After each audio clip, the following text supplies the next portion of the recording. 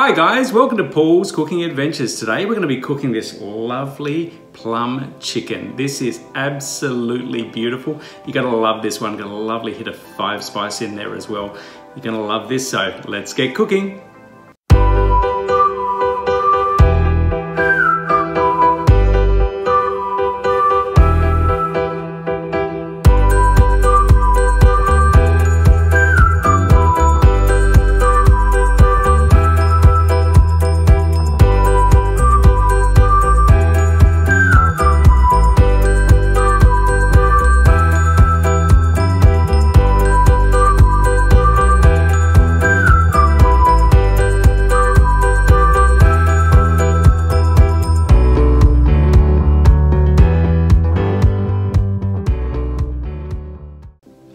Our 5 spice is very simple to make. We're just going to use some cinnamon, some star anise, some Sichuan pepper, and some fennel seeds. Let's get these roasting. Okay guys, we put a pan on the stove, and what we want to do is we put our heavy ones in first. So our cinnamon and our star anise, we can start toasting these away. It's very simple, just need to put them on the stove, let it heat up, and we just want to start toasting them to bring out all those yummy flavors.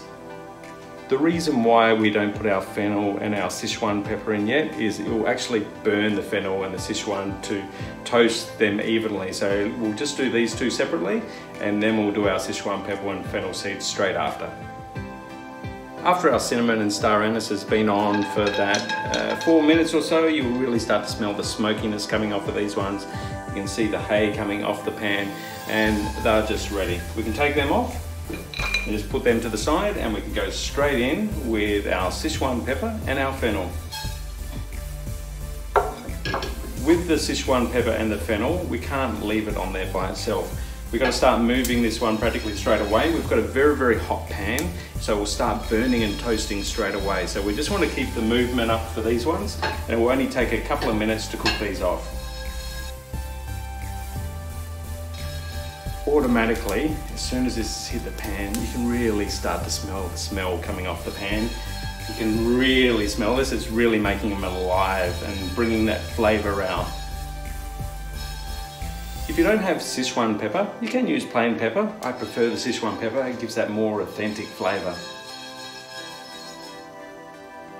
And there we go, under 2 minutes, and look at those, nice and golden brown, and that smell, you'll be able to smell that smell straight away coming off the pan. It is absolutely beautiful. We'll take these off the pan so that they don't continue cooking, and we'll just let them cool down slightly. Now that our spices are cooled down slightly, what I've got myself is my spice blender here. You could use this as your normal blender. What I do is I have one of these containers, which I only use for spice only. The reason is it can really impart the flavor onto everything else that you use. So I have one for my spices and blends and stuff that I keep separately, and I just use for things like this. We'll just go straight in with our spices. You can break up your cinnamon just a little bit more, just to make it a bit easier. In with our star anise, and we can blend away. A little trick I do with my spice blender, because this is a little one, what I'll do is I'll switch it on, and I give a little shake when I'm doing it. It just moves that cinnamon around to make sure that we get it all chopped up super fine.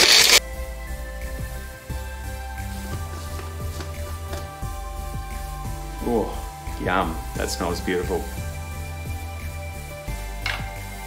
Now what I do with my spices, I just grab some little preserving jars and I whack my spices in. These spices will last forever.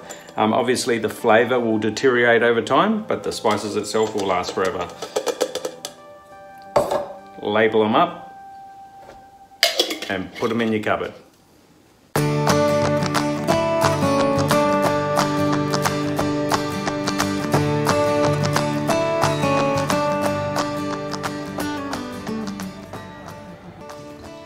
Let's get on to making the plum sauce. For this, we're going to need some garlic, cinnamon quill, star anise, ginger, our lovely plums that we got from the Adelaide markets this morning, and our 5 spice.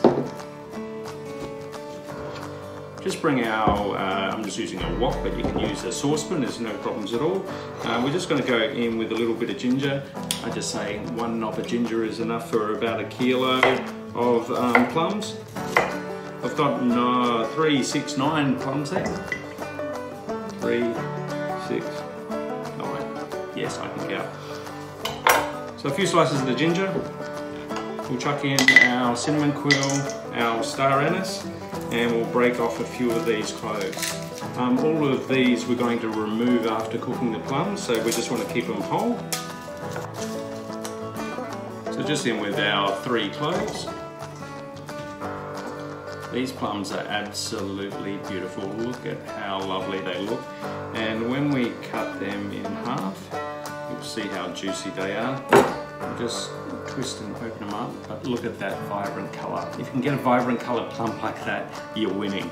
These have so much flavour as well, so they're going to be so yummy as well. You just want to roughly chop up our plums to put them in.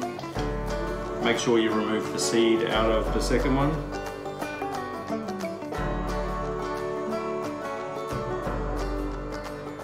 So let's just chop up the rest of these plums.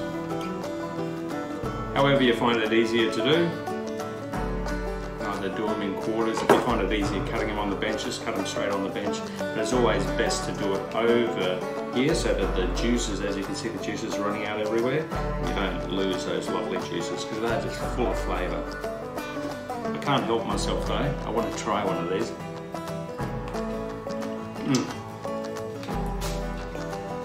My wife said these are too good to make sauce out of, but I disagree in a way. I just buy extra to eat as well. Especially when these are in season. I paid all of $3.98 for this kilo of plums, so it's absolutely as cheap as. So many different things that you can make with your plums. So you can make plum jam, you can make flans, you can do any sort of bakery with these ones. They're so versatile to use.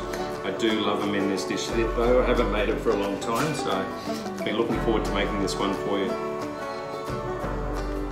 Hey guys, if you like these plums, I'd really appreciate it while we're talking, is just put a tick on that like button down there. I really appreciate the likes, it just helps me out so everyone gets to see my lovely channel. I always love it, everyone that follows me on this channel. I make sure I get back to everyone that writes comments on there. Make sure to tick that notification bell so it keeps you up to date with all my latest recipes that come out. Grab our 5 spice. Oh, love the smell of this. And we'll just go in with a teaspoon of our 5 spice. There we have it, ready to go. Let's get it on the stove. Let's also go in with a little bit of sugar.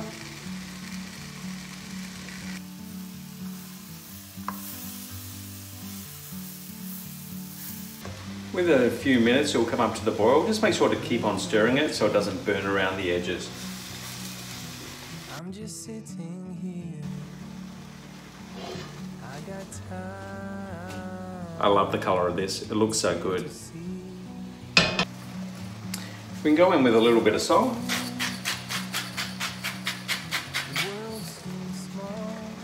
If I was using this for a restaurant, what I would do is I would remove the skins now, just as they come off. They're very easy to remove off, and that way you get a very, very fine consistency. I don't mind the skins too much in there with the rustic flavour, but if it was for a restaurant, I would make sure I take them out. In the great outdoors, forever.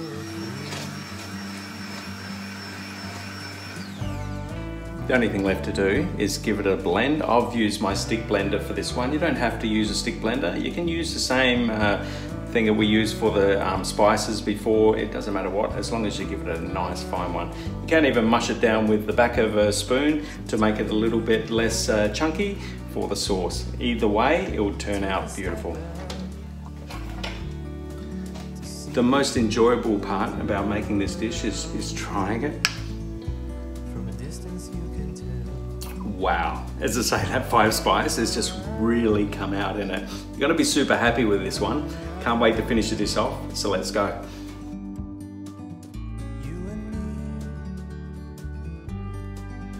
Okay guys, let's make these crispy fried wings. We've got 2 kilo of wings here.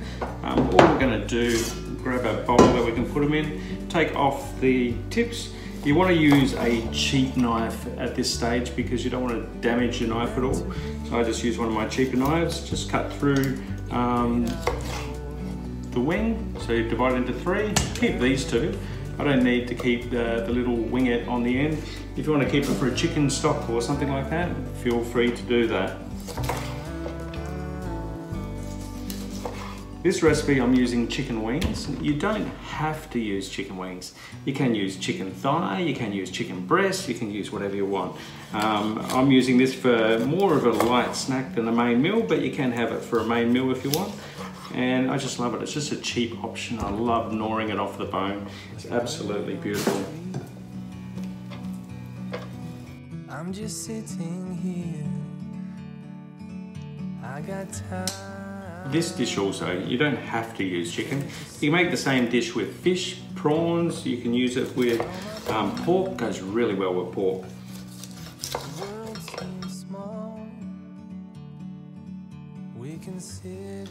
We can just grab our ginger now. I'm just going to give it a peel with the back of a spoon. We just want to grab our microplane and we can just microplane our ginger in. I love the smell of ginger. There we go. We're going to go in with our curry powder, our plain flour, and our corn flour. You can go in a splash of wine. This is cooking wine. You can use rice wine. And we go in with our milk.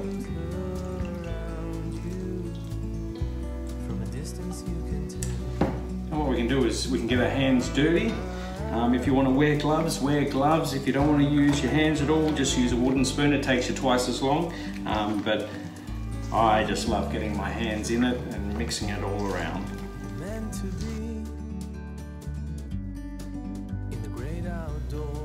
There we have it guys, ready to go. We can cover this one up, put it in the fridge. It's really good if you leave it in overnight or at least for a couple of hours.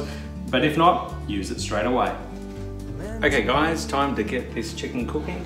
What we can do with our little drums and wingettes, so we can just put them in some corn flour, just so it's got a little bit of a coating on it, and then straight into our fryer. Our fryer is sitting on that around 160 degrees Celsius. I prefer to do all of the same at the same time, so all the drumettes to cook at the same time, and then all the wingettes to cook at the same time, just so that they all cook nice and evenly.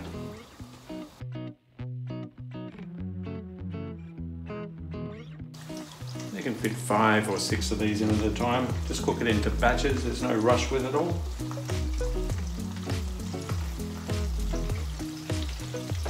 Just make sure you give them a move around though, just so they don't stick to the bottom.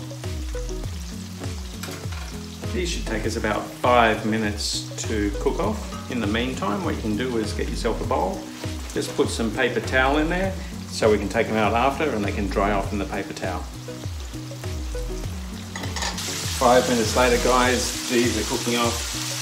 They're ready now. We can just make sure that we strain them off.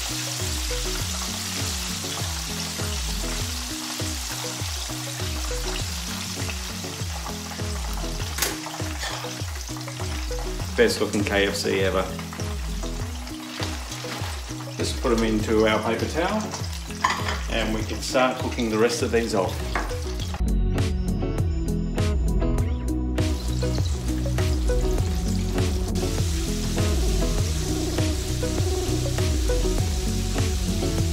There we go, our little wingettes are now ready. We can take these ones out.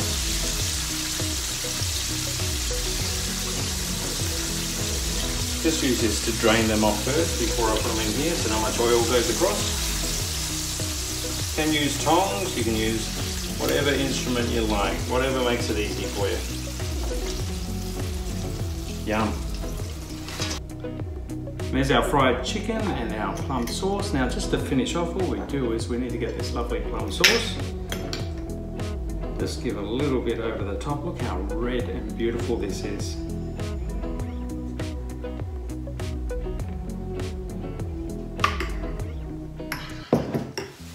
Now what we're going to do is give it a bit of toss. Make sure it's all well coated.